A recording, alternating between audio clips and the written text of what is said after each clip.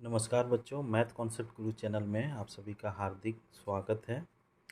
इससे पहले वाले एपिसोड में बच्चों हम लोग सीखे हुए थे स्फेरिकल मिरर के बारे में, और स्फेरिकल मिरर क्या क्या होते हैं वो भी सीखे थे। कॉनकेव मिरर क्या है, कॉन्वेक्स मिरर क्या है, कैसे हमको डिफिनेशन को लिखना है। अगर क्वेश्चन पूछ दे कि मेरा definition what is concave mirror या कॉन्वेक्स मिरर, तो उसको हम कैसे लिखेंगे, कैसे हमको क्या वर्ड याद रखना है, वो सारा चीज़ हम सीखे हुए थे। और कुछ हम लोग इम्पोर्टेंट जो टर्म है स्फेरिकल मिरर का, उसका नाम हम सीखे थे बच्चों। अब आज की इस वीडियो में हम लोग कैसे डिफिनेशन बनाएंगे। जैसे हम लोग नाम क्या क्या सीखे थे इससे पहले वाले में हम लोग नाम सीखे थे ये एपर्चर एपर्चर एपर्चर सुने सीखे हुए थे। दूसरा वर्ड सीखे थे पोल। तीसरा वर्ड सेंटर ऑफ कर्वेचर, जिसको हिंदी में बोलते हैं वक्रता केंद्र। फिर रेडियस ऑफ कर्वेचर, उसको हिंदी में बोलते हैं वक्रता त्रिज्या। फिर प्रिंसिपल एक्सिस, मुख्य अक्ष। ये प्रिंसिपल जो वर्ड है ये क्यों बन रहा है वो बाद में अभी सीखेंगे, केवल नाम हमको याद रखना है, प्रिंसिपल एक्सिस। फिर principal focus, focal length, focal plane. तो बच्चों ये जो है एपर्चर एपर्चर हम बतलाए थे कि क्या होता है। जो मेरा डायमीटर होता है, ये जैसे मिरर है यहाँ से यहाँ तक का डायमीटर को हम क्या बोल देंगे, एपर्चर। तो इसका डिफिनेशन सिंपल सा बनाएंगे बच्चों कि the diameter of spherical mirror. ये भी स्फेरिकल है और ये भी स्फेरिकल है, और डायमीटर वर्ड यूज हो रहा है, इसका मतलब है वो ज़रूर सर्किल में होगा। सर्किल में ही डायमीटर यूज करते हैं। तो वो एपर्चर क्या है, एक डायमीटर का नाम है। कौन सा डायमीटर, स्फेरिकल जो गोलीय दर्पण होगा उसका डायमीटर का, उसी को हम बोलते हैं एपर्चर। तो ये हम डिफिनेशन सीख गए। पोल क्या होता है, पोल पोल क्या है कि ये जो सेंटर पॉइंट है बच्चों, उसको हम बोलेंगे। तो इसका डिफिनेशन हम अपने से बना सकते हैं कि the centre point of reflecting surface. ये मेरा क्या है, रिफ्लेक्टिंग सरफेस। इसका भी क्या है, यहाँ भी सेंटर बनेगा, ये जो है यहाँ भी सेंटर बनेगा। तो रिफ्लेक्टिंग सरफेस मेरा ये है, और ये है, ये कॉनकेव है, ये कॉन्वेक्स है। तो कॉनकेव और कॉन्वेक्स में जो सेंटर पॉइंट है, the centre point of reflecting surface, ये मेरा क्या है, रिफ्लेक्टिंग सरफेस। ये भी मेरा reflecting surface of spherical mirror is known as या कॉल्ड पोल। तो हम लोग याद क्या रखेंगे, पोल पोल के लिए हम लोग को सेंटर पॉइंट याद रखना है। एपर्चर के लिए हमको कौन सा वर्ड याद रखना है, डायमीटर। डायमीटर डिफिनेशन हमको बनाना है, केवल सीख लेने से नहीं होगा, हमको डिफिनेशन भी लिखना है। लिखने के लिए हमको याद रखना होगा। पोल के लिए हम लोग क्या याद रखना है, सेंटर पॉइंट। ये वर्ड याद रखिएगा, सेंटर पॉइंट। और एपर्चर के लिए डायमीटर। और सेंटर ऑफ कर्वेचर वक्रता केंद्र, जिसको हिंदी में बोलते हैं, वो क्या है कि कोई गोला है। ये सर्किल नहीं है, ये मेरा पेज एक प्लेन है, इसीलिए हमको प्लेन मतलब सपाट सतह है, जिसके कारण हम गोला इसको नहीं बना सकते। तो जो कोई गोला है उसका जो सेंटर रहेगा, और वो उस गोला से हम उस मिरर को बनाए हुए रहेंगे, उसी को उस मिरर का क्या बोलेंगे, सेंटर ऑफ कर्वेचर। तो इसको हम क्या बोलेंगे कि क्या बोलेंगे कि ये सेंटर है। किसका सेंटर है, होलो होलो मतलब खोखला, ग्लास स्फीयर। जो मेरा ये जो वर्ड है सेंटर ऑफ कर्वेचर के लिए हमको कौन सा वर्ड याद रखना है, होलो ग्लास स्फीयर। अब इसको हम कैसे डिफाइन करेंगे, कैसे लिखेंगे, क्या है कि कैसे हम इसका डिफिनेशन लिखेंगे कि the centre of curvature of a spherical mirror is the centre of hollow glass sphere. क्या है, होलो ग्लास स्फीयर का सेंटर को ही सेंटर ऑफ कर्वेचर बोलते हैं। इतना तो आप लिख सकते हैं। फिर रेडियस ऑफ कर्वेचर, उसी तरह जैसा हम इसको बोलें उसी तरह इसको भी बोलेंगे कि radius of curvature of a spherical mirror is the radius of the sphere of which the reflecting surface of the mirror form A part. इसको हम थोड़ा सा और चेंज कर दिए। क्या चेंज कर दिए कि थोड़ा सा डिफिनेशन मेरा अच्छा लगे। मतलब कि रेडियस ऑफ कर्वेचर क्या है कि ये जो मेरा जो मिरर बना, ये मिरर से ये होलो कोई मतलब कि स्फीयर से बना होगा। उस स्फीयर का जो मेरा रेडियस रहेगा उसी को क्या बोलते हैं, रेडियस ऑफ कर्वेचर। ये समझ में आ गया। और रेडियस ऑफ कर्वेचर जैसे ये मेरा क्या है, centre of curvature, centre of curvature को सी, और रेडियस ऑफ कर्वेचर यहाँ से यहाँ तक जो स्फीयर का जो रहेगा उसका रेडियस, उसको बोल दिए रेडियस ऑफ कर्वेचर। ये डिफिनेशन सीख सीख गए। अब पांचवा टर्म, इम्पोर्टेंट टर्म हम लोग सीख रहे हैं। पहले तो नाम सीखे थे इससे पहले वाले में, प्रिंसिपल एक्सिस। प्रिंसिपल एक्सिस को बोलेंगे मुख्य अक्ष। तो प्रिंसिपल एक्सिस किसको बोलेंगे, तो बच्चों हम लोग प्रिंसिपल एक्सिस किसको बोलेंगे, अपने से ही लिखने का कोशिश करना है, रटना नहीं है। ये हम मिरर बना लिए। अब ये मेरा गोला का होगा तो यहाँ पर जरूर एक तो सेंटर होगा। इसको अगर हम इस तरह का बनाएं गोला, तो यहाँ पे सेंटर होगा सी, और यहाँ पी हम लोग जान गए, पी पोल है। अगर हम पोल और सेंटर ऑफ कर्वेचर को मिलाएंगे और लाइन को एक्सटेंड करेंगे मतलब कि बढ़ाएंगे आगे, तो उस लाइन को हम लोग क्या बोलेंगे, प्रिंसिपल एक्सिस, मुख्य अक्ष बोलते हैं हिंदी में। तो इसको डिफाइन कैसे बोल सकते हैं कि द लाइन जॉइनिंग, क्या क्या लाइन जॉइनिंग कर रहे हैं, pole and centre of curvature of the mirror and extended on either side, मतलब दोनों साइड हम एक्सटेंड कर रहे हैं। यहाँ से मिलाए लाइन और दोनों तरफ हम एक्सटेंड कर रहे हैं। Extended on either side is called the principal axis of the mirror. तो हमको ये फिगर याद रखना है और हमको डिफिनेशन बना लेना है। पहले तो पोल और सेंटर ऑफ कर्वेचर को ज्वाइन करना है, फिर एक्सटेंड कर देना है। तो उसी को हम इंग्लिश में लिखेंगे कि the line joining pole P and center of curvature C of the mirror and extended on either side is called principal axis of the mirror। तो लाइन जॉइनिंग अभी हिंदी में इसको क्या बोलेंगे कि एक ऐसी रेखा जो पोल और सेंटर ऑफ कर्वेचर को ज्वाइन करते हैं। उसके बाद क्या करते हैं, अगर आप लोग इंग्लिश में नहीं लिख पा रहे हैं, कोई बच्चे हैं जो इंग्लिश में पढ़ रहे हैं लेकिन इंग्लिश नहीं लिख पा रहे हैं, तो वो एग्ज़ाम में हिंदी से ही लिख दीजिएगा। जो सर रहेंगे वो तो समझेंगे कि थोड़ा बच्चे को इंग्लिश में दिक्कत है इसीलिए नहीं लिख पाया, लेकिन इसका कॉन्सेप्ट सही है। तो क्या बोलेंगे, पोल और सेंटर ऑफ कर्वेचर दोनों पॉइंट को अगर मिलाते हैं और मिलाने के बाद जो मेरा रेखा जो है, लाइन जो है, उसको दोनों तरफ से हम एक्सटेंड करते हैं, जो मेरा होता है लाइन, वो कहलाता है मुख्य अक्ष या प्रिंसिपल एक्सिस। समझ में आ गया। अब आ गया अगला word, principal focus. Principal focus मतलब कि क्या होगा कि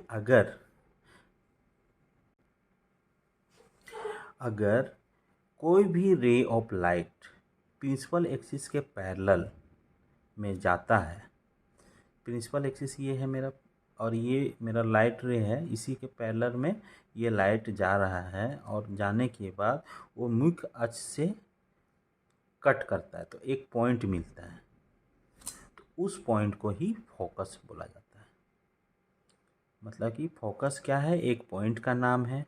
कब वो पॉइंट बनेगा, जब प्रिंसिपल एक्सिस के पैरेलल या समांतर में लाइट रे ट्रेवल करेगा और आफ्टर रिफ्लेक्टिंग के बाद यहाँ टकराएगा, मतलब कि टकराने के बाद मतलब आफ्टर रिफ्लेक्टिंग के बाद वो प्रिंसिपल एक्सिस में एक पॉइंट कट करेगा, पॉइंट बनाएगा। तो उस पॉइंट को क्या बोलते हैं, फोकस। ये समझ में आ गया। और ये जो है, ये मिरर हम किस तरह का बना है बच्चों, ये है कॉनकेव मिरर। कॉनकेव मिरर, तो कॉनकेव मिरर में जो लाइट है एक्चुअली कट करता है, लेकिन कॉन्वेक्स में क्या होता है, एक्चुअली कट नहीं करता है।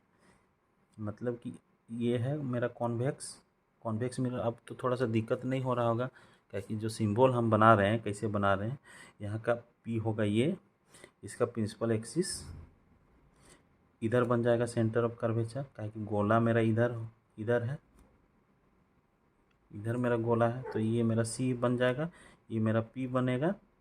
अब ये जो मेरा लाइट है, मेरा रिफ्लेक्टिंग सरफेस ये है। अब लाइट ऐसे आएगा, ऐसे होके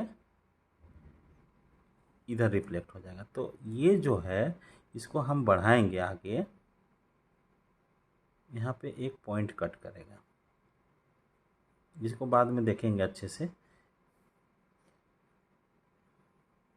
ये बनाएगा एप, तो ये होगा फोकस। इसमें आगे तरफ बना, रिफ्लेक्टिंग सरफेस जिधर है उधर ही बना। ये क्वेश्चन भी पूछता है कि फोकस जो है वो कॉनकेव मिरर में किधर बनेगा, तो ये रिफ्लेक्टिंग सरफेस जिधर रहेगा उधर ही बनेगा। और इसमें क्या होगा, रिफ्लेक्टिंग सरफेस के अपोजिट साइड में बनेगा। ये है थोड़ा कॉन्सेप्ट, आप लोग देखिएगा। तो ये मेरा हो गया। तो प्रिंसिपल फोकस क्या है कि जब रे ऑफ लाइट प्रिंसिपल एक्सिस या मुख्य अक्ष के समांतर में कोई प्रकाश किरण जाके टकराती है और प्रिंसिपल एक्सिस में एक पॉइंट बनाती है, तो उस पॉइंट को फोकस बोला जाता है। ऐसे आप याद कर सकते हैं आप। फिर आ गया फोकल लेंथ। फोकल लेंथ क्या है कि लेंथ मतलब एक प्रकार का डिस्टेंस है। अब फोकल लेंथ मतलब कि पोल से हमको कोई भी मेजरमेंट करना है, याद रखना है, कोई भी मेजरमेंट करना है डिस्टेंस, तो पोल से हमको लेना है। कभी भी सेंटर ऑफ कर्वेचर भी पोल से ही लेंगे, फोकल लेंथ भी हम पोल से ही लेंगे। तो याद रखिएगा, पोल से ही हमको डिस्टेंस सब लेना है। तो पोल से फोकस के बीच का जो डिस्टेंस होगा वही मेरा क्या कहलाएगा, फोकल लेंथ। समझ में आ गया। अब आते हैं अगला word, focal plane. Focal plane क्या है कि अगर फोकस में हम कोई प्लेन रख दिए, तो एक प्लेन, और वो जो प्लेन है प्रिंसिपल एक्सिस जो है मेरा ये, इसमें क्या है 90 डिग्री बना रहा है। 90 डिग्री बना रहा है तो इस प्लेन को क्या बोलते हैं, फोकल प्लेन। इसको हम कैसे लिख सकते हैं कि a plane passing through the principal axis and normal to the principal axis of a mirror, principal focus and normal to the principal axis of a mirror is called its focal plane. तो बच्चों अब हम definition देते हैं, और definition को आप देखिएगा, और मतलब कैसे लिखना है वो वीडियो को पॉज करके अपना नोट कॉपी में उसको लिखिएगा। तो बच्चों हम लोग हेडलाइंस डाले हुए हैं। Headline, important terms of spherical mirror. पहला है एपर्चर। एपर्चर क्या है, अभी सीखें। The diameter of the spherical mirror is called it's aperture. हमको डायमीटर में फोकस करना है तो हमको सेंटेंस बन जाएगा। ये डिफिनेशन समझ गए कि जो मेरा डायमीटर रहेगा स्फेरिकल मिरर का, उसी को हम क्या बोलते हैं, एपर्चर। अब आते हैं पोल। पोल क्या है, the centre point of the reflecting surface. ये मेरा रिफ्लेक्टिंग सरफेस है, उसका सेंटर पॉइंट हमको याद रखना है। सेंटर पॉइंट किसका, reflecting surface of a spherical mirror is called pole. ये समझ में आ गया। अब सेंटर ऑफ कर्वेचर, जिसको बोलते हैं वक्रता केंद्र। वक्रता केंद्र हिंदी में क्या बोलेंगे, the centre of curvature of a spherical mirror is the centre of hollow glass sphere. मतलब कि होलो ग्लास जो स्फीयर रहेगा जिससे मेरा ये मिरर बना हुआ है, उसी को क्या बोलते हैं, सेंटर ऑफ कर्वेचर। ये डिफिनेशन आप पॉज कीजिएगा वीडियो को और नोट कर लीजिएगा अपने में।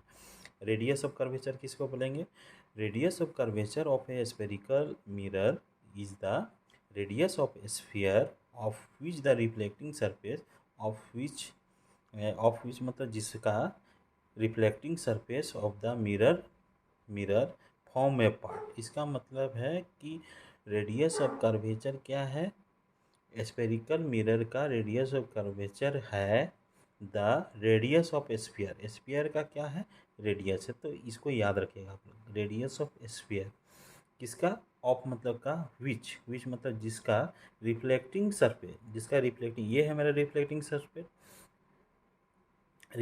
सरफेस ऑफ द मिरर, मतलब कि मिरर का रिफ्लेक्टिंग सरफेस फॉर्म ए पार्ट, जो स्फीयर से बना हुआ है, और उस स्फीयर का रिफ्लेक्टिंग सरफेस मेरा जो मिरर है उसका जो रेडियस होगा उसी को बोलते हैं रेडियस ऑफ कर्वेचर।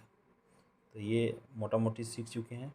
अब अगला जो टर्म है वो देखते हैं बच्चों।